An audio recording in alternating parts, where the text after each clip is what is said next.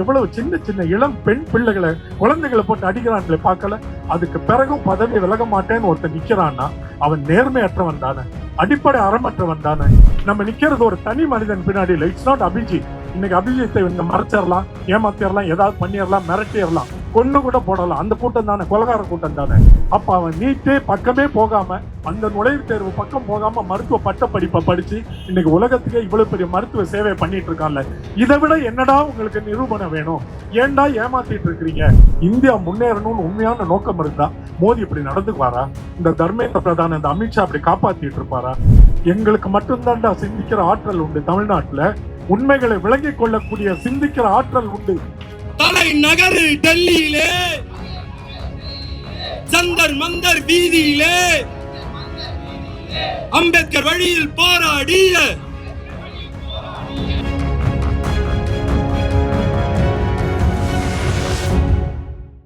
என்ன ஒரு சின்ன அடிப்படை யதார்த்தத்தை, உண்மையை நாம் இன்னைக்கு உணர்ந்து கொள்ள வேண்டும் என்றால், அரசியல் கட்சிகள் சட்டமன்றத்தில், நம்முடைய முந்தைய அரசு கூட சட்டமன்றத்தில் தீர்மானம் நிறைவேற்றி ஆளுநருக்கு அனுப்பி அவர் அதை மேல் குடியரசுத் தலைவருக்கு அனுப்பாம வைத்து காலதாமதம் செய்து இன்னைக்கு வரைக்கும் அது மதிக்காம குப்பை கூடையில் போட்டு வைத்திருந்தது ஒரு புறம். ஆளும் அரசுகள் எதிர்ப்பு தெரிவிக்கிறார்கள், அரசியல் கட்சிகள் எதிர்ப்பு தெரிவிக்கிறார்கள். அசையாத ஒன்றிய அரசு ஒற்றை இளைஞனால் இன்றைக்கு கலங்கி போய் குழம்பி போய் நிற்கிறதுனா, மக்கள் எழுந்தால் மட்டும்தான் மாற்றம் உண்டாகும். அந்த மக்களில் இளைஞர்கள் எழும்பினால் 2 மடங்காக மாற்றம் உண்டாக வாய்ப்பு உண்டாகும். மாணவர் எழுந்தால் அந்த மாற்றம் நிகழ்ந்தே தீரும். இன்னைக்கு மாணவர்களுக்கு பின்னணியில தான் நம்ம மூத்தவர்கள் எல்லாரும் வந்து நிக்கிறோம். பல இளைஞர்களை இங்க வந்து பார்த்திருக்கிறோம். இங்க அமர்வதை பார்க்கும் பொழுது பெரும் மகிழ்ச்சி ஏற்படுகிறது.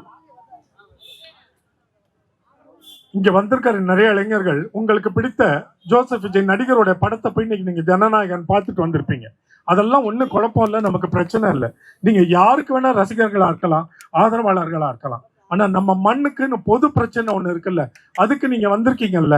இதை பார்த்துட்டு அடுத்தது படத்துக்கு போக காத்திருக்கீங்கல்ல, இதுதான் நமக்கு தேவை.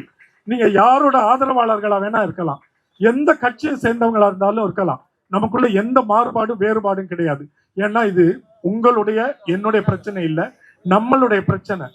உங்கள் முகங்களை பார்க்கும் பொழுது எனக்கு பெரும் மகிழ்ச்சியும் பெரும் நம்பிக்கையும் ஏற்படுகிறது. எதனால் அந்த நீட்டை கொண்டு வந்திருக்கான்னு நமக்கு தெரியும். அதனால என்னென்ன இழப்புகள் ஏற்படுதுன்னு நமக்கு தெரியும். ஒரு கல்வி படிக்கணும்ன்றதுக்காக ஒரு மாணவனோ இளைஞனோ ஒரு ஆணோ பெண்ணோ உயிரை விடுறாங்கன்னா அதை விட அவலம் ஒரு வளர்ந்த நாட்டுல, நாகரிக நாட்டுல என்ன அவலம் இருக்க முடியும்? ஒரு கல்வியை படிக்க போறதுக்கு ஏன் அச்சம் ஏற்படுது? அதை படிக்க முடியாம ஏன் அவனுக்கு வாய்ப்பு மறுக்கப்படுது? நினைச்ச பட்டத்தை பெற முடியலன்னா அது என்ன ஜனநாயகம்? அப்ப எல்லாமே தப்பா இருக்குல்ல. இப்ப பாருங்களேன், 11ஆம் வகுப்பு 12ஆம் வகுப்பு பள்ளியில ஏதோ ஒரு பாடத்திட்டத்தை எடுத்து படித்தாகணும்ல பிள்ளைகள். பயாலஜி பிளஸ் மேத் ஒரு group, computer science plus math ஒரு குரூப், காமர்ஸ், அக்கௌண்டன்சி, எக்கனாமிக்ஸ், இன்னொன்னு arts, humanities, history, geography, humanities, social சயின்ஸ்னு.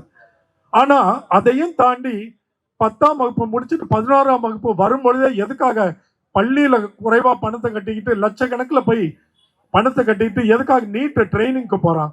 அப்ப இதுக்கு கொடுக்க முடியாத முக்கியத்துவத்தையும் பணத்தையும் இன்னொரு இடத்துல கொட்டுறான்னா 2 படிப்பு ஒரே சமயத்துல படிக்க வேண்டியதாக. யோசிச்சு பாத்தீங்களா என்ன ஒரு மூடத்தனமான ஒரு நாட்டுல நம்ம வாழ்ந்துட்டு இருக்கிறோன்னு? எது உனக்கு பிரைம் எஜுகேஷன்? எது முக்கியமான கல்வி? இது முக்கியமான கல்வின்னா நீ நீட்டுக்கு அவ்வளவு லட்சக்கணக்கில் பணம் கட்ட வேண்டிய அவசியமே இல்லையே. சிற்றூர்கள்ல இருந்து கிராமங்கள்ல இருந்து வந்து தன்னுடைய பெண் பிள்ளைகளை எங்கேயோ ஒரு பேயிங் கெஸ்ட் அகாமடேஷன்ல தங்க வச்சு இந்த நீட் கோச்சிங் சென்டருக்காக தன்னுடைய பிள்ளைய 2 ஆண்டுகள் படிக்க வைத்து விட்டு பள்ளி கல்வி போனா கூட பரவாயில்ல, நீட் கோச்சிங்க்கு வராங்களே, இது என்ன அவலம்? எது உண்மையான படிப்பு? எங்க அறிவு கிடைக்குது? எங்க வாழ்க்கை கனவை எது உங்களுக்கு அமைச்சு தருது? நீட் எவ்வளவு ஒரு தவறான ஒரு முன்னுதாரணமா அமைஞ்சிட்டு இருக்கு. இதை நம்ம பல விதங்கள்ல பல பரிமாணங்கள்ல பேசிட்டோம். நீங்க போய் சிந்திச்சு பாருங்க. நீட் தவறான ஒரு பாதையில போயிட்டு இருக்கு. பொதுவா எந்த ஒரு இடத்துக்கும் போகும்போது ஒரு காமன் என்ட்ரன்ஸ் டெஸ்ட் வைக்கிறது பிரச்சனை இல்லை. இந்த நீட்டை ஆதரிக்கிற கூட்டம் ஒண்ணு இருக்குது இல்ல, இந்த ஃபேஷிச கூட்டம், அவங்க பாத்தீங்கன்னா ஒரு நுழைவுத் தேர்வு தப்பா அப்படின்னு கேட்கும் பொழுது உங்களுக்கே ஒரு எண்ணம் வரும், ஆமா இவன் கேட்கறது சரிதானே. ஒரு இடத்துக்கு தகுதி தேர்வுக்கு ஒரு வேலைக்கு போகணும்னா கூட ஒரு சின்ன குரூப் டிஸ்கஷன் இருக்கு, அதுக்கப்புறம் ரிட்டர்ன் எக்ஸாம் இருக்கு. அதே மாதிரி மருத்துவ படிப்புக்கு போறதுக்கு குறைந்தபட்ச அறிவு இருக்கான்னு ஒரு நுழைவுத் தேர்வு வைக்கிறது சரிதானன்ற எண்ணத்தை ஏற்படுத்துறான்ல. சரி, அப்ப அதுக்கு என்ன தகுதிப்படுத்தணுமோ அதை பள்ளியில உன்னோட மெயின் முக்கியமான பாடத்திட்டத்திலேயே சொல்லி கொடுன்னு சொல்றோம். இங்கேயும் படிக்கிற, நீ கோச்சிங் சென்டர்ல போய் படிக்கிற. அப்ப இந்த பாடம் என்ன, அந்த பாடம் என்ன? அப்ப இது வேணும்னா அந்த பாடத்தை எனக்கு பள்ளியிலேயே சொல்லிக் கொடு, எல்லாருக்கும் சொல்லிக் கொடு. அது எவ்வளவு தூரம் நான் விளங்கி இருக்கிறேன், எவ்வளவு தூரம் பயனுள்ளதுன்னு நான் புரிஞ்சு படிச்சுக்கிட்டு வரேன், அதுல எனக்கு வெயி. எத்தனை எஜுகேஷனல் அந்த கோர்சஸ் இந்தியாவில் இருக்குது இல்லையா? பலவிதமான சிலபஸ் பாடத்திட்டங்கள் உள்ளது. இப்ப நம்ம ஸ்டேட் சிலபஸ்னு ஒன்று வச்சிருக்கிறோம், சிபிஎஸ்சின்னு ஒரு அரசு அரக்கனை உள்ள கொண்டு வந்து திணிச்சிட்டு இருக்கிறாங்க, ஐசிஎஸ்சின்னு இருக்குது. அதுக்கப்புறம் உங்களுக்கு பேக்குலரேட் உங்களுக்கு ஒன்று இருக்கும், ஜெனிவா கவுன்சிலோடது. எல்லாத்துலயும் படிச்சுட்டு இருக்கிற ஒட்டு மொத்தமா ஒரே நுழைவுத் தேர்வுன்னா அது எப்படி அது சரிப்பட்டு வரும்? அப்ப எனக்கு விருப்பமான பாடத்திட்டத்துல என் பிள்ளை ரொம்ப அதிக படிப்பு சுமையின்றி படிக்கணும்ன்ற ஒரு பாடத்திட்டத்தை நான் தேர்ந்தெடுக்கிறேன். என் பிள்ளை காலையில பள்ளிக்கு போனதுல இருந்து வீட்டுக்கு வந்து வீட்டு பாடம் செய்யறதுல இருந்து மறுபடியும் ஒரு பிரைவேட் டியூஷன் சென்டருக்கு போறதுல இருந்து முழுக்க முழுக்க படிப்பு சுமைதான் படிக்கணும்னு நினைக்கிற பிள்ளைகளும் பெற்றோரும் இருக்கிறாங்க.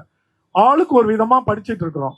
பொதுவான நுழைவுத் தேர்வு ஒண்ணு இருக்கணும்ல, எனக்கு என்ன குயிர்த்தி இருக்குன்னு நீ தெரிஞ்சுக்கணும், அவ்வளவுதானே. அப்ப அந்த காமன் என்ட்ரன்ஸ் டெஸ்ட்டை எல்லாரும் படிக்கிற பொது பாடத்திட்டத்துல தான் நீ கொண்டு வரணும். ஏன் சிபிஎஸ்சி கிட்ட கொண்டு போய் அதை கொடுத்த? சிபிஎஸ்சி இன்னைக்கு அவசரமா 1000 பள்ளிக்கூடத்துக்கு எதுக்கு அங்கீகாரம் இங்க அவசரமா புது அரசுல வாங்குற? அதுல எதுக்கு மும்மொழி திட்டத்தை கொண்டு வந்த? இன்னைக்காவது பரவாயில்ல, உச்ச நீதிமன்றத்துல கொஞ்சம் மனசாட்சியோட பொறுப்புணர்வோட ஒரு அமர்வுல ஒரு வாரத்துக்கு முன்னாடி என்ன சொன்னாங்க, 6ல இருந்து 8ஆம் வகுப்பு வரைக்கும் நிறுத்திடுங்க 3 மொழி கல்வியை, 9ஆம் வகுப்புல இருந்து தொடங்காதீங்க, அது பெரிய மன உளைச்சல் ஏற்படுத்தும் பொது தேர்வு வந்தான்னு. ஏதோ ஒரு நன்மை நடந்திருக்கு. சிபிஎஸ்சியில கொண்டு வந்து அதை நீட்டுக்கு பயன்படுத்துறேன்னு சொல்லி மும்மொழியை கொண்டு வந்து பலவிதமான இம்சைகளுக்கு ஆளாக்குறாங்க. இவ்வளவு தவறுகளும் இழைத்து கொண்டு இருக்கிற, இதனால் எத்தனை உயிரிழப்புகள் ஏற்பட்டு கொண்டு இருக்கின்றன. அனிதா நம்மளுக்கு எவ்வளவு பெரிய விழிப்புணர்வை ஏற்படுத்தினா. அவ வீட்டுக்கு போய் பார்த்த அரசியல்வாதிகள் எல்லாம் தங்களோட சுய லாபத்தை அடைஞ்சுக்கிட்டாங்க. ஆனா அதை போன்ற கிராமப்புற இளைஞர்களுக்கு, இளம் பெண்களுக்கு, பையன்களுக்கு எதிர்காலம் நீட்டுன்ற அரக்கன் மூலமா ஏன் அச்சத்தை ஏற்படுத்தி கொண்டு இருக்கிறது? இதை நீக்கு. ஒரே ஒரு நடைமுறை எடுத்துக்காட்டு உதாரணத்தோட நான் விடை பெற்றுறேன். இங்க இருந்து 400-500 மீட்டர் தூரத்துல இருக்கிற அப்பல்லோ மருத்துவமனைகள்ல உலகத்துல இருக்கிற மிக பெரும் தவிர்க்க முடியாத, தீர்க்க முடியாத நோய்களுக்கு இங்க போனா மருத்துவம் கிடைக்கும். இந்தியாவுக்கு போனா கிடைக்கும், சவுத் இந்தியாவுக்கு போனா கிடைக்கும், தமிழ்நாட்டுக்கு போனா கிடைக்கும். உலகத்தின் சிறந்த மருத்துவர்கள் இங்கதான் இருக்கான்னு தமிழ்நாட்டை பற்றி கேள்விப்பட்டிராத, இந்த மொழியே தெரியாதவனுக்கெல்லாம் தகவல் போகுது. அந்த நாட்டுல மருத்துவ செலவும் ரொம்ப குறைவா, போனா இதுக்கு நிச்சயமா தீர்வு கிடைக்குமா, மிகப்பெரிய மருத்துவ அறுவை சிகிச்சை நிபுணர்கள் மேதைகள் இருக்காங்களான்னு வராங்க.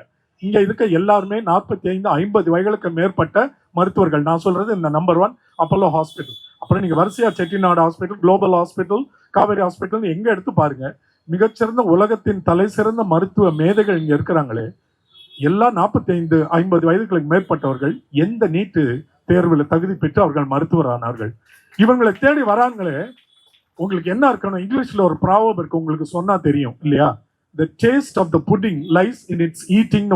ஒரு உணவு நல்லா இருக்குன்னு சொல்லிட்டே இருக்க கூடாது. அது கொடுத்து பார்த்து, ஆமா சாப்பிட்டு பார்த்து சுவையா இருக்குன்னு சொன்னாதான் ஒரு உணவு நல்லா இருக்குன்னு சொல்ல முடியும். அப்ப என்னோட மருத்துவம் எல்லாம் மேதைன்னு பேர் வாங்கிக்கிட்டு உலகத்துல இருக்க அவ்வளவு பேரும் ஈர்த்து இங்க மருத்துவ சேவையை தமிழ்நாட்டுக்குள்ள இதே சென்னையிலையும் மதுரையிலையும் திருச்சியிலையும் பண்ணிட்டு இருக்கானே. அப்ப அவன் நீட்டே பக்கமே போகாம, அந்த நுழைவுத் தேர்வு பக்கம் போகாம மருத்துவ பட்ட படிப்பை படிச்சு இன்னைக்கு உலகத்துக்கே இவ்வளவு பெரிய மருத்துவ சேவையை பண்ணிட்டு இருக்கான்ல. இதை விட என்னடா உங்களுக்கு நிரூபணம் வேணும்? ஏன்டா ஏமாத்திட்டு இருக்கிறீங்க? இது வரைக்கும் நீங்க எந்த மாநிலத்தை வேணா ஏமாத்த முடிஞ்சது, தமிழ்நாட்டை ஏன் ஏமாத்த முடியல? எதுக்கு வெயில்ல இவ்வளவு பையன் வந்து வேலையை விட்டுட்டு உட்கார்ந்துருக்கான், குடும்பத்தை விட்டுட்டு? இவனுக்கு நண்பர்களோட கடற்கரையில போய் நிக்க முடியாதா? திரையரங்கத்துல போய் அமர்ந்திருக்க முடியாதா? காஃபி ஹவுசஸ்ல உட்கார்ந்துருக்க முடியாதா? ஏன் இங்க வந்து நிக்கிறான்? எதுக்கு இவ்வளவு ஊடகங்கள் இதை எடுத்துட்டு போய் மக்கள்கிட்ட சேர்க்கணும்னு காத்துட்டு இருக்கிறாங்க? எங்களுக்கு மட்டும்தான்டா சிந்திக்கிற ஆற்றல் உண்டு தமிழ்நாட்டுல. உண்மைகளை விளங்கி கொள்ளக்கூடிய சிந்திக்கிற ஆற்றல் உண்டு. எது எங்களுக்கு தேவை, எது எங்களுக்கு சரின்னு உணரக்கூடிய உணர்வும் அறிவும் வளர்ச்சி எங்களுக்கு வந்திருக்கு. கிட்டத்தட்ட 100 ஆண்டுகள் ஆக போகுது. நம்ம பீம்ராவ் ஐயா வந்து இந்தியாவுக்கு ஒரு நவீன சிற்பியாக அடுத்த நூற்றாண்டில் இந்தியா எப்படி இருக்கிற போகிறது என்கிற வரைபடத்தை கிட்டத்தட்ட 100 ஆண்டுகளுக்கு முன்னாடி கொடுத்துட்டு போயிருக்கான் அந்த ஆளு. இன்னைக்குதான் அந்த உலகம் அதை படிச்சு புரிஞ்சுக்குது. அவர் பேரை இருட்டடிப்பு பண்றதுக்கும் அவரை பின்பற்றுகிறவர்களை ஒடுக்குறதுலயும் குறியா இருக்கிற இந்த ஆளு இந்தியா முன்னேறணும்னு உண்மையான நோக்கம் இருந்தா மோடி இப்படி நடந்துக்குவாரா? இந்த தர்மேந்திர பிரதான், இந்த அமித்ஷா அப்படி காப்பாத்திட்டு இருப்பாரா? ஏயா, ஒரு சின்ன தவறு ஒரு ஆபீஸ்ல பண்ணிட்டா உனக்கு சேலரியில அந்த மாசம் உனக்கு சேலரி கட் ஆகுது இல்ல, உனக்கு ஒரு சின்ன சஸ்பென்ஷன் வருது இல்ல, உன் கெரியர்ல பிளாக் மார்க் வருது இல்ல, இவ்வளவு பெரிய ஒரு பொது தேர்வை இந்தியாவில் கிட்டத்தட்ட 1 கோடி மாணவர்கள் எழுதுற நுழைவுத் தேர்வுல பல முறை இந்த தேர்வுல குளறுபடி நடந்துருச்சு. கொஞ்சமாவது மனசாட்சி உள்ள ஒரு மனிதனா இருந்தா அவனே விலகி இருக்க வேண்டாம். இவ்வளவு போராட்டம் நடந்து மாணவர்களை தடியடி நடத்தி கொடுமைப்படுத்தி எவ்வளவு சின்ன சின்ன இளம் பெண் பிள்ளைகளை குழந்தைகளை போட்டு அடிக்கிறான்களை பார்க்கல. அதுக்கு பிறகும் பதவி விலக மாட்டேன்னு ஒருத்தன் நிக்கிறான்னா அவன் நேர்மையற்றவன் தானே, அடிப்படை அறமற்றவன் தானே. நம்ம முழக்கத்துல கூட நம்ம பேச்சுக்கு கூட சொல்லக்கூடாது எங்களை வன்முறைக்கு தள்ளி விடாதேன்னு. ஒரு நாளும் நம்மளால அப்படி சிந்தித்து பார்க்க முடியாது. நம்ம அந்த வழி வந்தவர்கள் அல்ல. நம்ம எல்லாத்தையும் ஏட்டுல சரியாக பிறருக்கு முழக்கங்களின் மூலமாக சொல்லி சிந்தனை மாற்றம் ஏற்படுத்தி சமூக மாற்றத்தை உருவாக்குகிற ஒரு வம்சத்தில் வந்தவர்கள் நம்மளுடைய ஜெய்பீம் வம்சம். அவங்களை பத்தி தான் நான் பேசிட்டு இருக்கிறேன். அப்படி வந்தவங்க நம்ம பேச்சு கூட வன்முறை என்று எடுக்க வேண்டாம். இந்த முழக்கத்தில் மிரட்டலில் நம்ம கூடுகிற கூட்டத்தில் அங்க நடக்கிற கரப்பான் பூச்சி ஆர்ப்பாட்டத்துல தலைநகரத்துல பல ஆயிரம் மைல்களுக்கு அப்பால் இங்க உட்கார்ந்து ஒரு நாள்ல ஒரு பிற்பகல்ல நம்ம ஆதரவை தெரிவிச்சுட்டு இருக்கோம்ல.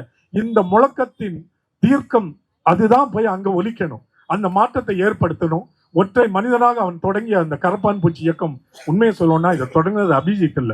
அந்த இளைஞர் சொன்ன மாதிரி இந்த கரப்பான் பூச்சி இயக்கத்தை தொடங்கி வச்சவர் சூரியகாந்த் ஐயா தானே. அவருக்கும் நன்றி கூறி, இந்த அபிஜித் பின்னாடி இல்ல, நம்ம நிக்கிறது ஒரு தனி மனிதன் பின்னாடி இல்ல. It's not Abhijit. இன்னைக்கு அபிஜித்தை இவங்க மறைச்சிடலாம், ஏமாத்திரலாம், ஏதாவது பண்ணிடலாம், மிரட்டிடலாம், கொண்டு கூட போடலாம். அந்த கூட்டம் தானே கொலகார கூட்டம் தானே. நாளைக்கு அந்த இடத்துல இன்னொருத்த நிற்பான். நம்ம கொள்கைகளின் பின்னால் நிற்கிறவர்கள், ஆட்களின் பின்னால் நிற்கிறவர்கள் அல்ல. நம்மளுடைய முழக்கமும் ஆதரவும் இந்த போராட்டமும் தொடரும். இதே போல இன்னும் பெருமளவில் கூடுங்கள். உங்க நண்பர்களை எல்லாம் கூட்டிட்டு வாங்க. அவங்களுக்கு ஒண்ணு தெளிவா விளக்குங்க. இது அரசியல் பின்னணி அல்ல. நீ எந்த கட்சியை சேர்ந்தவனா இருந்தாலும் இதை போன்ற நீட்டை எதிர்க்கிற நம்ம எதிர்கால இளைஞர்களுக்கு ஆதரவு கொடுக்கிற, தலைமுறையின் வரலாற்றை சிதைக்க துடிக்கிறவர்களுடைய கனவுகளை தகர்க்கிற பொதுநல கூட்டம் சொல்லி அடுத்த முறை எல்லா கட்சிகள்ல இருந்து எல்லாரையும் இழுத்துட்டு வாங்க. ஒன்னா நிற்போம், ஒன்னா குரல் எழுப்புவோம். மாற்றம் எப்பொழுதும் தமிழ்நாட்டிலிருந்து தொடங்கும். இந்திய சமூக வரலாற்றில் இந்த முறை தலைநகரில் ஒரு இளைஞனால் தொடங்கி இருக்கிறது. தமிழ்நாடு மிகப்பெரிய பலமாக நிற்கும். நாம் தொடர்ந்து இந்த ஆதரவு கரத்தை இரும்பு கரத்தோடு உயர்த்தி அவர்களுக்கு எதிர்ப்பை தெரிவிப்போம். நன்றி. நமது போராட்டம் தொடரட்டும்.